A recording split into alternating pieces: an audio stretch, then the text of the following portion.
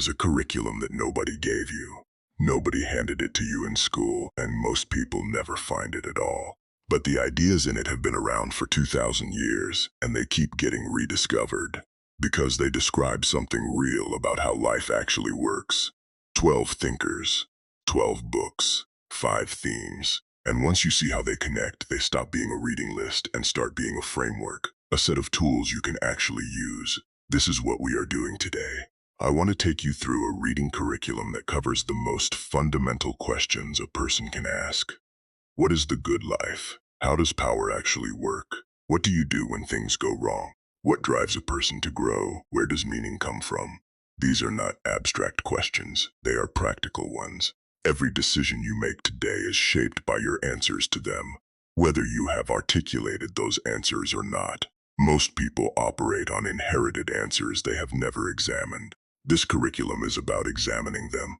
The 12 thinkers span 2,500 years, from Plato and Aristotle in ancient Athens, through 3 Roman Stoics, through Machiavelli writing in the Italian Renaissance, Sun Tzu in ancient China, Friedrich Nietzsche in 19th century Germany, all the way to Viktor Frankl surviving Auschwitz and Jordan Peterson in a clinical practice in Toronto.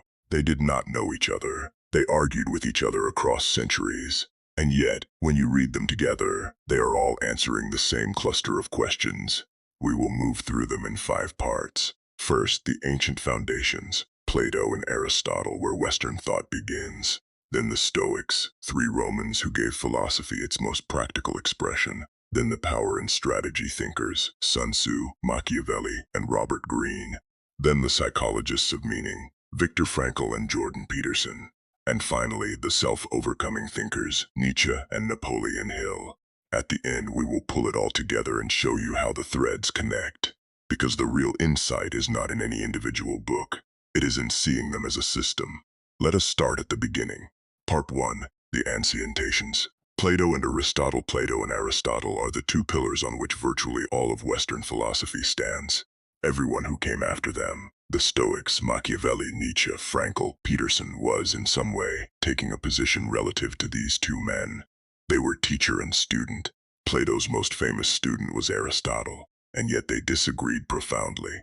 Understanding the disagreement is more valuable than understanding either one of them alone. Here is the core tension. Plato asks, what does the ideal look like? What is the perfect form of justice, the perfect form of the good, the perfectly ordered soul? Aristotle asks, what does the excellent actual look like? Given this kind of thing, what would it be for it to function well? Plato gives you the vision, Aristotle gives you the method. Let us start with Plato. The most famous image in the history of philosophy is the allegory of the cave. Imagine people chained in a cave, facing a wall. Behind them, a fire casts shadows of objects onto that wall. These people have been here their whole lives. They have never seen the objects themselves, only the shadows. So naturally, they believe the shadows are real. This is their entire world. One person escapes. He turns around, he sees the objects, he sees the fire. He goes outside and eventually, painfully, he sees the sun, the source of all light and warmth, the thing that makes everything else visible. And then he has to go back into the cave. That is the allegory. And here is what Plato is saying with it. Most people are living in the cave. The things they take to be real, reputation, wealth, political power, social approval, are shadows. They are imitations of real things, not the real things themselves. The real things are the forms, abstract, eternal, perfect. The form of justice, the form of beauty, the form of the good. The philosopher is the person who escapes the cave. And the philosopher who has seen the light is obligated to go back and govern those still inside, even though they would rather not. Power in the hands of those who did not seek it is safer than power in the hands of those who did. That is Plato's political theory in miniature. Now the soul. Plato believed the soul had 3 parts. Reason, the part that plans, calculates, and seeks truth. Spirit, the part that holds your sense of honor, your anger, your courage. And appetite, the part that wants food, pleasure, comfort, money. Justice in the soul looks like this. Reason leads. Spirit defends what reason decides. Appetite is fed, but not in charge. Injustice, the source of all personal suffering and political collapse, is when appetite or spirit usurps the governing function. The tyrannical soul is one where appetite runs everything. It is the most enslaved soul, even when it appears to have the most freedom. Plato's 5 regimes, the 5 stages of political decline, are worth understanding because they are always relevant. Aristocracy degrades into timocracy, where honor replaces wisdom as the governing value. Timocracy degrades into oligarchy, where wealth replaces honor. Oligarchy degrades into democracy, where freedom replaces everything. And democracy, when it pushes freedom too far, produces men who cannot govern themselves, who then accept a tyrant who promises order. The sequence is not inevitable, but the mechanism is real. Unlimited freedom produces its opposite. Now Aristotle. Aristotle's most important word is eudaimonia. This is usually translated as happiness, but that translation is misleading. It sounds like a feeling. Eudaimonia is not a feeling. It is an activity. It is what you are doing right now, done excellently. It is living and acting well. His argument is called the function argument, and it is deceptively simple. Everything has a characteristic function. A knife's function is to cut. A good knife is one that cuts well. A human's characteristic function, the thing that distinguishes us from every other living thing, is rational activity. Therefore, a good human is one who exercises this function excellently. No mysticism required, no separate realm of forms. Just, what is this thing for, and what would it look like for it to function excellently? This leads to virtue. Virtue for Aristotle is not a rule or a commandment. It is a stable disposition, a reliable tendency to feel and act appropriately in a given situation. And it lives exactly between 2 vices, excess and deficiency. Courage is the virtue, cowardice is the deficiency, recklessness is the excess, generosity is the virtue, miserliness is the deficiency. Spending wildly with no limit is the excess. The virtuous person is not the one who follows a rule. The virtuous person is the one who feels what is appropriate, in the right amount, at the right time, toward the right person, and acts accordingly. That requires judgment, not rules. And the name for that judgment is phronesis, practical wisdom, the capacity to discern what virtue requires here, in this specific situation, not in the abstract. And here is Aristotle's most important practical claim. Virtue is built through practice. You do not decide to be courageous. You act courageously repeatedly when you are afraid, until it becomes natural. The early repetitions are effortful and imperfect. The mature virtue is reliable, and eventually, effortless. He writes, we become just by doing just acts, temperate by doing temperate acts, brave by doing brave acts. This has a hard implication. Your environment and your early habits are not peripheral to who you become. They are constitutive of it. You practice your way to character. You cannot think your way there.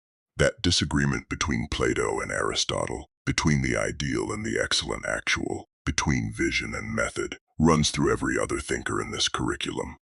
Keep it in mind as we go. Part 2. The Stoics, Epictetus, Marcus Aurelius, and Seneca. The Stoics took what Plato and Aristotle built and made it practical. Radically practical. This is philosophy as a daily operating system, not as a set of academic propositions. 3 Romans, 3 different lives, the same philosophy.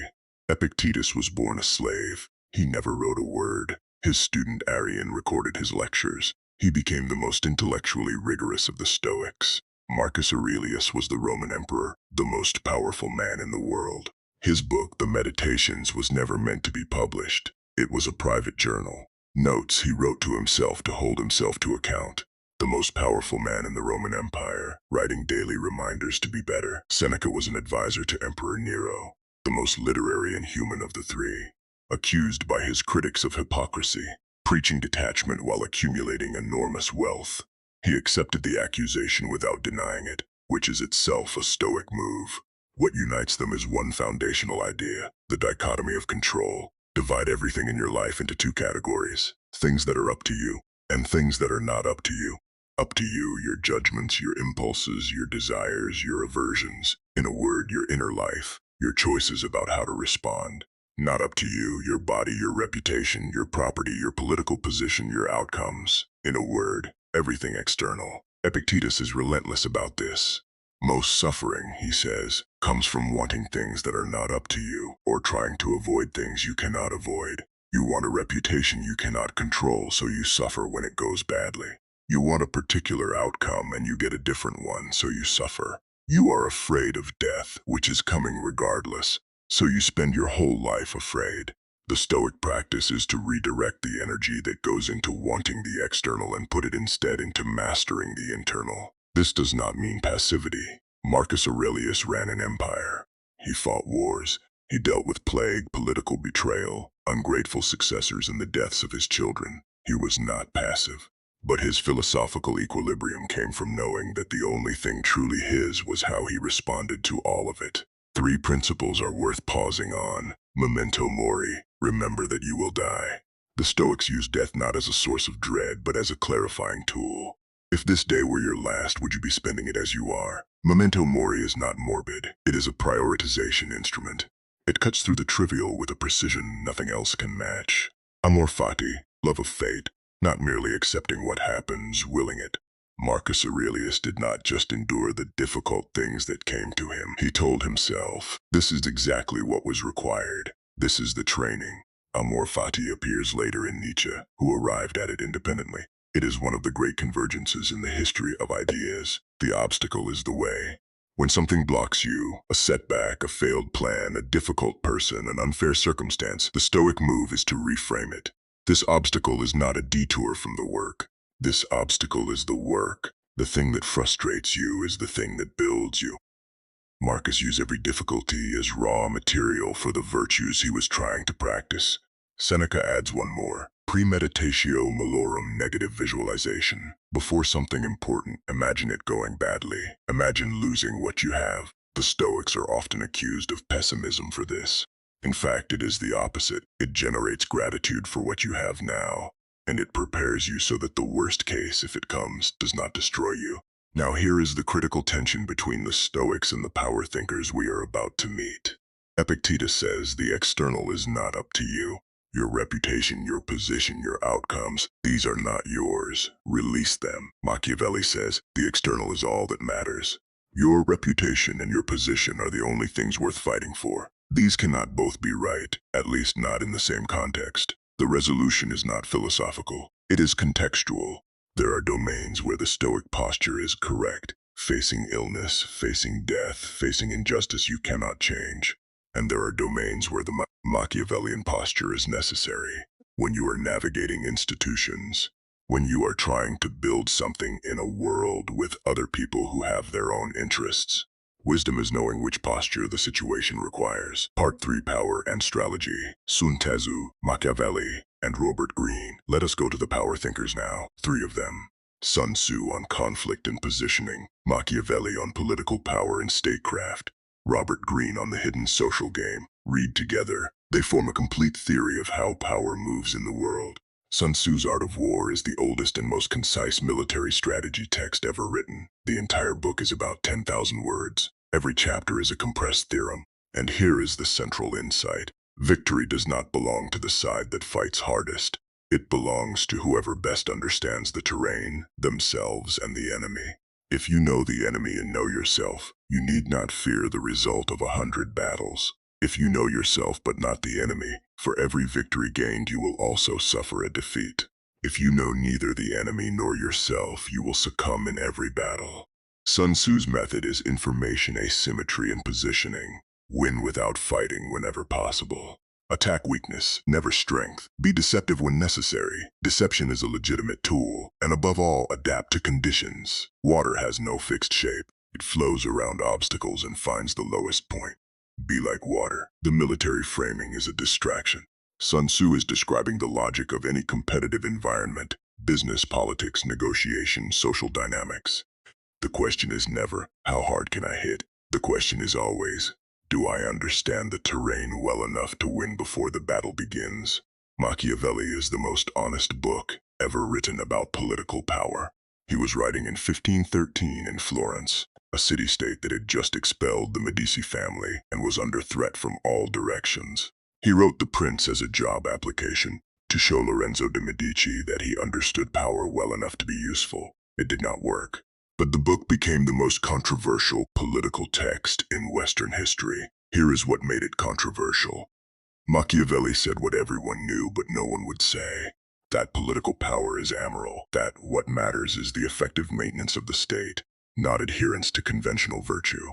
That being loved is preferable to being feared, but being feared is more reliable. that appearing virtuous is sometimes more important and more valuable than being virtuous. His most famous image is the prince who must be both lion and fox. The lion to frighten wolves, the people who threaten you by force. The fox to recognize traps, the people who threaten you by cunning. A prince who is only a lion does not see the snares. A prince who is only a fox cannot fight off wolves. You need both. The criticism of Machiavelli is that he was immoral, but that is not quite right. He was descriptive, not prescriptive. I was saying, here is how power actually works. You can disapprove of it, but ignoring it is not the same as transcending it. It just makes you a victim of it. Robert Greene builds on Sun Tzu and Machiavelli and brings the analysis into the social world. The 48 Laws of Power is a study in the patterns of power across history, from Bismarck to Queen Elizabeth I to Louis XIV. The patterns repeat across cultures and centuries, and the central claim is this: human social interaction runs on hidden power dynamics. Ignoring them does not make you above the game. It just means you do not know you are playing it. A few laws worth carrying with you: never outshine the master. If you make the person above you feel inferior, they will move against you, regardless of how much they need you. Your job is to make them feel that your success is their success. Always say less than necessary. Power lies in what you withhold. When you talk too much, you reveal your thinking, create openings for attack, and dissipate the sense of gravity that silence creates. Use absence to increase respect. Presence, if constant, becomes familiarity. Familiarity reduces your value. Absence, strategic withdrawal, reminds people what they would lose. Assume formlessness. Never commit to a fixed position. The competitor, the institution, the person trying to constrain you, none of them can hit a target that has no fixed shape. Together, these three thinkers give you a complete external framework. Sun Tzu tells you when to engage. Machiavelli tells you what to decide. Greene tells you how to appear while you do it. But here is the critical warning. These three are amoral strategists.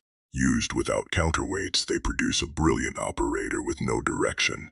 A person who has mastered the game but forgotten why they are playing it. The Stoics provide the inner discipline so that power does not corrupt. Frankl, who we are coming to next, provides the meaning that makes the game worth playing in the first place. Part 4.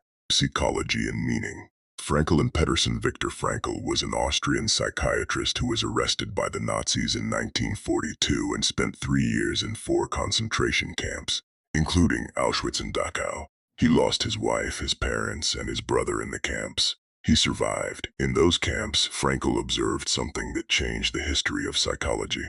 The people who survived, not all of them, but the ones who lasted longest, who kept some core of themselves intact, were not necessarily the physically strongest. They were the ones who had something to live for, a meaning, a why. He was confirming an insight from Nietzsche, of all people. He who has a why can bear almost anyhow. Frankl built this observation into a therapeutic framework he called logotherapy. The word comes from logos, Greek for meaning. The central claim is this: the primary human drive is not pleasure, as Freud said, and not power, as Adler said. The primary human drive is the will to meaning. When that drive goes unfulfilled, when a person's life lacks meaning, the result is what Frankl called the existential vacuum. It fills with hedonism, or with conformism, or with addiction, or with aggression. The modern world's most common struggles, addiction, depression, the sense that life should feel more significant than it does, are, on Frankl's account, primarily diseases of meaning, not of chemistry. He identified 3 sources of meaning. The first, what we give to the world, through our work, our creativity, our contribution.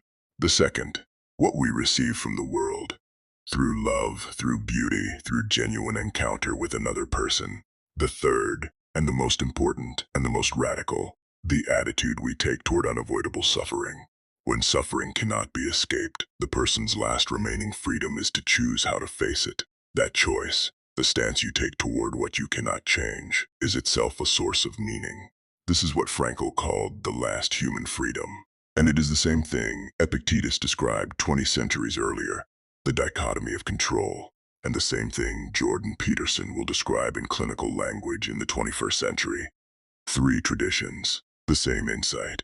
Jordan Peterson is a Canadian clinical psychologist who spent decades treating people with serious problems: depression, addiction, trauma, relationship failure, career collapse. He built his framework from the ground up, reading the clinical literature and the religious narrative simultaneously, looking for the patterns that survived across both. His central claim is simpler than Frankl's but harder to hear.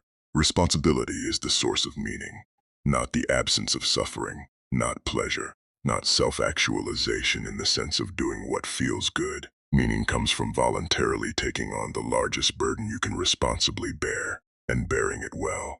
The psychological mechanism works like this. When you avoid difficulty, your nervous system registers the avoidance. Your confidence decays. The world starts to feel more threatening. You avoid more. The spiral accelerates. The way out is not to eliminate difficulty, but to voluntarily confront it at a scale you can manage. Each time you confront it, your capacity grows. The territory shrinks. You become someone who can bear more. Tell the truth. Peterson's most consistent instruction, not because lying is a moral sin, but because lying corrupts your model of reality. When you lie, you create a version of events that does not correspond to what is actually there. You start making decisions based on that false model. The rot spreads. Every lie requires maintenance. Every maintained lie requires another lie. The structure becomes unstable. Set your house in order before you criticize the world. Most people have a long list of things wrong with the world and a short list of things wrong with themselves. Reverse the ratio, at least temporarily. Not because the world has no problems, but because the problems you can actually fix are the ones closest to you. Compare yourself to who you were yesterday, not to who someone else is today. This is Aristotelian at the root. Build the virtue through daily practice. The person you are competing with is yesterday's version of yourself. Any other comparison is noise. The convergence between Frankl and Peterson is almost total. Both say, life is suffering. That is not pessimism, it is the starting condition. The question is what you do with it. Do you find what the suffering is asking of you and answer it? Or do you collapse? And here is the deepest cross-thread in this entire curriculum. Frankl's last human freedom equals Epictetus's prohairesis equals Peterson's. Choose your response to what life sends you. Ancient Stoic philosophy, existential psychology, and Jungian clinical psychology all describe the same human faculty, the capacity to choose how you meet what you cannot avoid. That faculty is the foundation everything else rests on. Part 5, Felcon Overkoming. Nietzsche and Napoleon Hill. Friedrich Nietzsche is the most misread philosopher in the Western tradition. The misreading is not accidental. His ideas were deliberately distorted, most famously by the Nazis, who took phrases out of context and used them to justify the opposite of what he meant. So let us start with what he actually said. The most important Nietzschean concept is the will to power. It sounds like the desire to dominate others. That is not what it means. Will to power means self-overcoming, the drive to exceed the current form of yourself, not domination of others, mastery of yourself. The organism does not want to merely endure. It wants to grow. It wants to push against its limits. It wants to become something it was not. Nietzsche's second foundational concept is the death of God. He is not making a claim about theology. He is making a cultural diagnosis. The belief system that gave Western civilization its moral framework, the Christian worldview, had, in Nietzsche's assessment, effectively collapsed. Not because God was disproved, because people no longer genuinely believed it. The scaffolding was gone, and the question he was asking, the question nobody wanted to face, was, if the old values are gone, who creates the new ones? If there is no given meaning, no received purpose, no inherited framework that holds, what do you do? His answer was the Übermensch, badly translated as Superman, better understood as the Overman. The person who faces the collapse of inherited values refuses nihilism and creates their own values from within. The Übermensch is not a description of anyone existing. It is an aspirational type, a direction, the person you are trying to become. Then there is eternal recurrence, Nietzsche's most famous thought experiment. If you had to live this exact life, every moment of it, infinitely repeated forever with no possibility of change, would you say yes? If you cannot say yes to that question, your life needs changing. This is not a cosmic claim. It is a diagnostic. It tests whether you have built something worth living, or whether you are going through motions you would not consciously choose. Amor fati, love of fate. Do not merely accept what comes. Will it? Affirm it. Say, this is exactly what was required. This is my material. This is what I work with. 3 metamorphoses. The camel, the lion, and the child. The camel bears burdens. It takes on the weight of inherited obligations, the thou shalt. The lion fights the inherited thou shalt and claims freedom. This is the I will stage. And the child creates new values from innocence, from play, from the ground up. I am. Most people stay camel forever. The ones who grow become lion, at least for a time. Very few reach the child. Napoleon Hill applied the same engine in 1937 without the metaphysics. Think and Grow Rich is not primarily about money. The transformation it describes is internal, and the money is the external marker of that transformation. Hill's framework has 6 elements that survive stripping out the prosperity gospel framing. A burning desire, not a wish, not a preference. A desire so specific, so held with such intensity that it organizes your attention and sustains your effort through every obstacle. Written down, with a deadline, with a stated cost, what you will give in exchange for what you want. Faith, which Hill means as autosuggestion. Repeated affirmation shapes what you notice and how you interpret events. This is not magic, it is attention management. The mind filters reality through the lens of what it expects to find. Specialized knowledge. General knowledge is not power. The person who goes deep in a specific domain, who accumulates the kind of knowledge that most people do not bother to get, creates disproportionate value and earns disproportionate reward. Decision. Successful people decide quickly and change their minds slowly. The most common error is the reverse. Months of indecision followed by rapid reversal. Persistence. Most people quit at the first obstacle, or the second. The people who succeed are almost never the most talented. They are the most persistent. Hill calls the pattern of quitting just before breakthrough 3 feet from gold.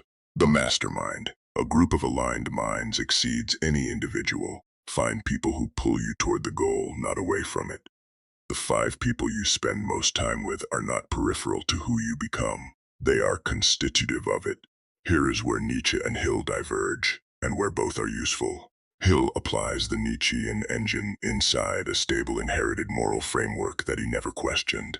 His is a manual for self-overcoming within a given system. Nietzsche's question is harder. What do you do when the given system itself has collapsed? When the inherited framework is not just imperfect but fundamentally gone. Aristotle and Plato are for stable moral communities. Nietzsche is for the aftermath. Peterson sits between them. The religious narrative encodes real wisdom. That is Aristotle's side. But after the death of God, you must consciously choose to take it up. That is Nietzsche's side. That is Peterson's synthesis, and it is a powerful one. Part 6. The Grand Synthesis. We have covered 12 thinkers. Let me now show you how they connect.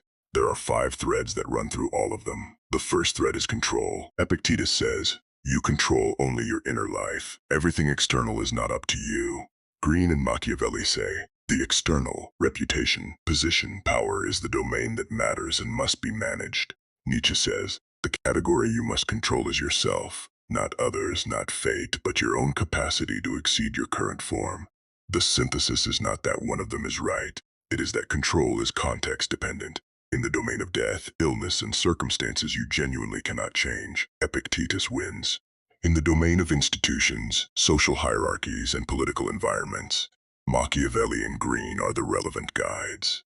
And in the domain of personal growth and value creation, Nietzsche is the right frame. The mistake is applying any one of these to all domains. The second thread is meaning. Frankl says, meaning is found, discovered in what suffering asks of you, discovered in what you give and what you love. Nietzsche says, meaning is created. You must construct new values after the inherited ones have collapsed. Aristotle says, meaning is earned through the ongoing excellent exercise of your characteristic function, through virtuous activity, through Eudaimonia as daily practice. These are not contradictions, they are complements. Frankl describes what sustains you through the worst. Nietzsche describes what you do when the conventional answers no longer serve.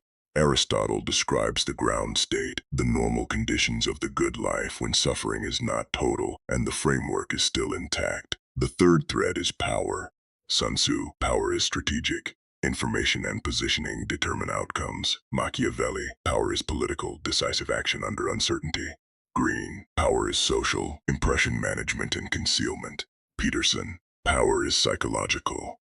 The person who has set their own house in order is more powerful than the person who is running from chaos. And the warning the power thinkers all carry. Power without a guiding purpose becomes an engine of destruction. The Stoics provide the inner discipline. Frankl provides the why. Aristotle provides the end, the good life that power is meant to serve. The fourth thread is virtue. For Aristotle, virtue is the stable disposition to act and feel appropriately built through practice. For Marcus Aurelius, virtue is the only good, the one thing that is genuinely up to you. For Peterson, virtue is the capacity to tell the truth and shoulder responsibility, and it decays if untended. All three agree on the mechanism Aristotle first described. You do not decide your way to virtue.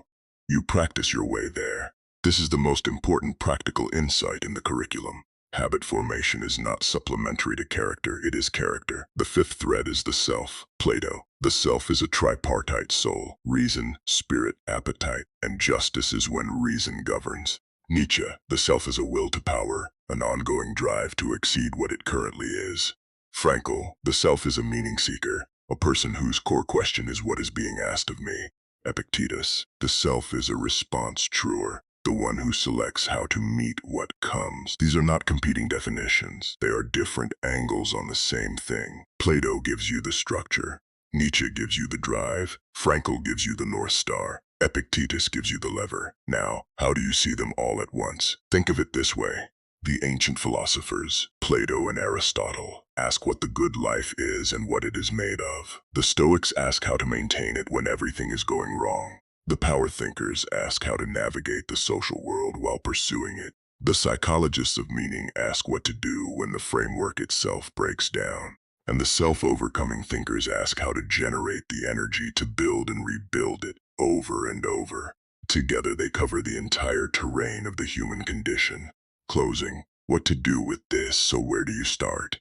If you have read none of these books, the best entry points are Seneca and Frankl. Seneca's Letters from a Stoic is the most readable, most human, most immediately applicable philosophy ever written. Start there. Viktor Frankl's Man's Search for Meaning is 150 pages, and will change how you think about your own suffering in ways nothing else will.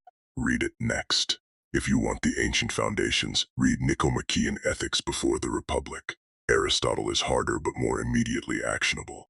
Plato is more illuminating but more abstract. For the power thinkers, The Art of War can be read in an afternoon and reread for a decade. The Prince is surprisingly short. It is a pamphlet, not a treatise. Greene's 48 Laws is best read non-linearly. Choose laws that are relevant to your current situation, rather than reading from front to back. For self-overcoming, Think and Grow Rich before Nietzsche. Hill gives you the practical mechanism. Nietzsche gives you the philosophical depth. Read them in that order, and Hill will make sense. Read them in reverse, and Hill will seem shallow.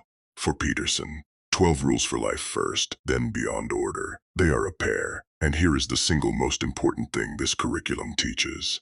Every framework here is teaching you the same underlying skill. The capacity to distinguish between what is yours to act on and what is not, to find what is genuinely worth doing, to meet suffering with something other than collapse, and to build, through practice, not through decision, the character that makes all of it possible. The thinkers argue about which of these is most fundamental. Aristotle says virtue, Frankl says meaning, Epictetus says the inner life, Nietzsche says self-overcoming.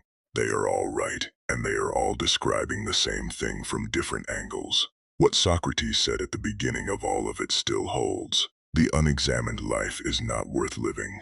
The examined life is harder, but it is the only one that is actually yours. That is the curriculum. The books are waiting.